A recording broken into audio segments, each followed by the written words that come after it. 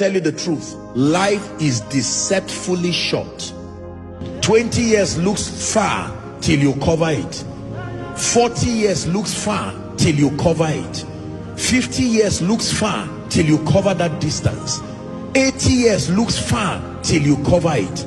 Do you know, the celebration of birthdays is not celebrating how far you have come, is also acknowledging how much is left. It is not just celebrating how far you have come. Listen, it is celebrating how much is left. So if you are 50 years today and you are supposed to live 80 years on earth, you are not celebrating 50 years, you are celebrating 30 years remaining. If you are supposed to live 70 years and you are celebrating 65 years, what you are celebrating is 5 more years. How foolish do you want to live when you have 5 more years to live? I was watching one video of Reinhard Bonnke 5 years ago, and I said, do you know 5 years ago, as at the time he was saying it, maybe he did not know that he had only 5 years. There are people who, as at January, they died in May, they didn't know that when they celebrated New Year, it was 5 more months to live. How would you live if you knew? Not to make you afraid. Imagine that by some way God reveals to you now that by December I will call you home. That means this is June, Abi, July, August, September, October, November, December. You have 6 more months. Then somebody who does not know where he's going comes to waste your time, and until October you are still roaming around life and destiny. Listen to me. One day you will not be here. Accept it or not, one day you will not be here. Every dead body on earth is a sermon, a constant reminder that the clock of destiny is ticking, and one day it will stop. Did you hear me? Every dead body you see today, from today, see it as a sermon. Don't just see it as a corpse. Every dead body, some of those dead bodies were stubborn while they were alive.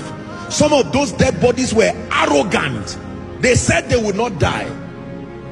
Some of those dead bodies carried stubborn spirits. Some of those dead bodies carried arrogant spirits. Some of those dead bodies carried wicked spirits. Some of those dead bodies carried godly and prepared spirits. But in any case, it's now a dead body. You don't call a dead body a preacher. You don't call a dead body an armed robber. Let me tell you the truth. My life changed when I began to walk in the consciousness of the brevity of life. It didn't put fear. It just brought an awareness in me. When people die, especially people around at least my ministerial sphere of influence, I'm usually the first they reach, and they say so person has died. You see that? And while I condone with the family and console them, I use that dead body as a message again. There was a day that dead body had a sermon too. There was a day that dead body had a preacher say, one day you will die, and the dead body said yes. Now that dead body is the one who is being used as the sermon. We are not called to fear death. It's not a wise way to live. We are called to be aware that life, like the hymn writer will say, life at best is very brief, like the falling of a leaf. Are we together? Like the binding of a sheep. Life at best is very brief. Whether you listen and take me serious or not, here connected and following across the globe, one day if Christ tarries, your children or your grandchildren will have a cause to be surrounded around your corpse, and you will be dug 6 feet, and they will say, here lies the body of XYZ. The question is where you will be when all that is done, because this body you see returns to dust, but cessation of living never happens. You never cease living. Dimensions change. This is why it is foolish to live life as if you indefinitely have the power to decide whether you will go or not. It's not true. It's not true. It's not true.